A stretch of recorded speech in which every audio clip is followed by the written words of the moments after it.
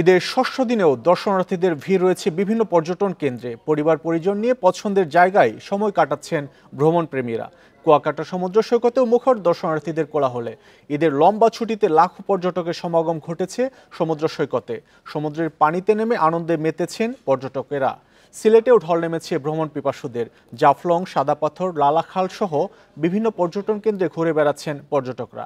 খাগড়াছড়ির আলুটিলা, রহস্যময় সুড়ঙ্গ, ঝুলন্ত ব্রিজ, রিংসা ঝর্ণাতে পর্যটকদের ভিড় রয়েছে। পরিবার পরিজন নিয়ে বিনোদন কেন্দ্রগুলোতে ঘুরে বেড়াচ্ছেন পর্যটকরা। বান্ডেল থাকলে প্রতি সেনমানিতে টাকা বাঁচবে। বিকাশ সেনমানি বান্ডেল কিনে জিতুন প্রতি লেনদেনে।